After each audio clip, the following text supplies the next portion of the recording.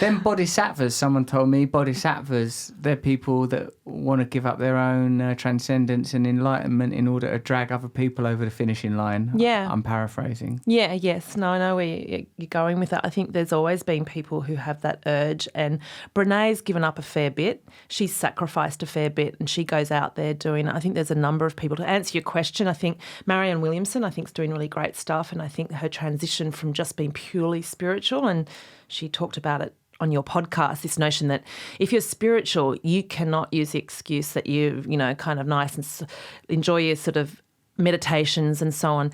You can't say that you're not political. You really need to kind of get engaged in politics. And I think that's where a lot of people in this space, the people that I admire at least, are taking this message.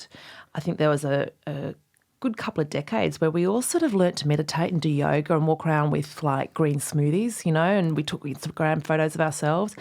And I think it's shifting. I think there's more of us kind of wanting to explore where we can take that message further for humanity, and mostly for kids because of where the planet's at. My understanding, Sarah, is that the precedent for that reaches back further, the separation of religious and spiritual ideas from politics. Yeah. The separation of church and state, and the idea that spirituality is a private thing that you practice alone. But I've been having more and more conversations lately that make clear that the spirituality, if you're like, I don't know, different if you're some rishi or yogi or someone that's going to spend their life in a cave, spoonful of rice a day or whatever they're on. I've met some of them people and they've knocked me socks off. They're amazing, those people.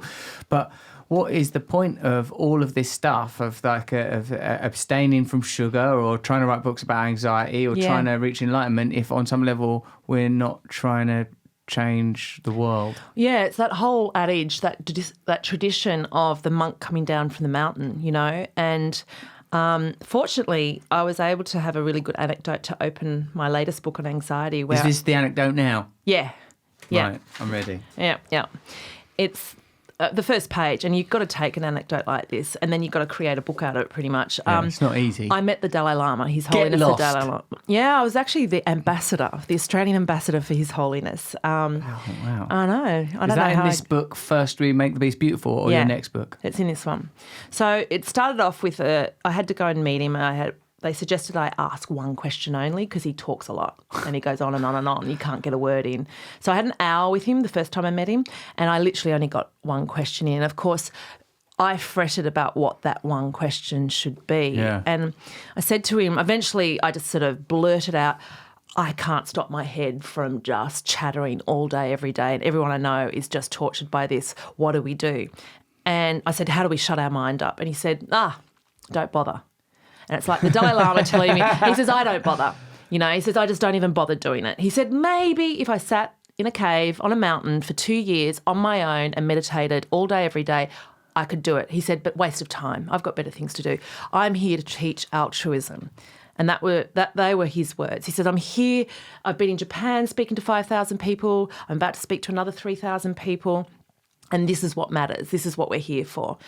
So I figured if the Dalai Lama had that sort of thing sorted, it was something worth exploring. And I think that whole notion of the monk who comes down from the mountain, literally, we've got to take whatever knowledge we've gleaned, and even if it's just an ability to sit still, we've got to bring it down and share it. We can't just sort of stay nice and numb and do spiritualism light, where we cherry pick the nice selfish bits that make us feel good.